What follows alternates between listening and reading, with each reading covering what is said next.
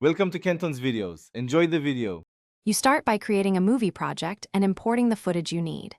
Tap the plus, choose Movie, then select clips from photos or files.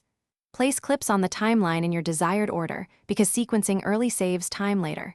It sets the story flow. Trim each clip by dragging handles to remove dead space and keep pace. Once done, play the rough cut to confirm timing and make simple cuts with the blade tool to split clips where action changes. Now refine the middle of your edit.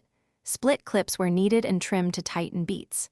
Use speed controls to create slow or fast motion for emphasis, and add transitions between scenes for smoother flow.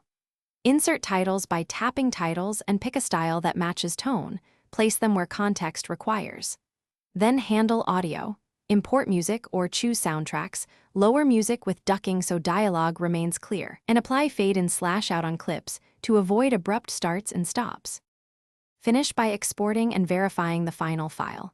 Tap Share, select Save Video and choose Resolution. 1080p is a good default and quality. Before sharing, play the exported video to confirm orientation, color, and that audio remains synced. Small fixes are easier now than after posting.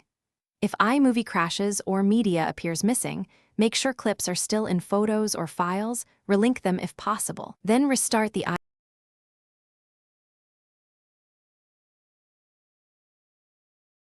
Thanks for watching. Consider subscribing if we helped you.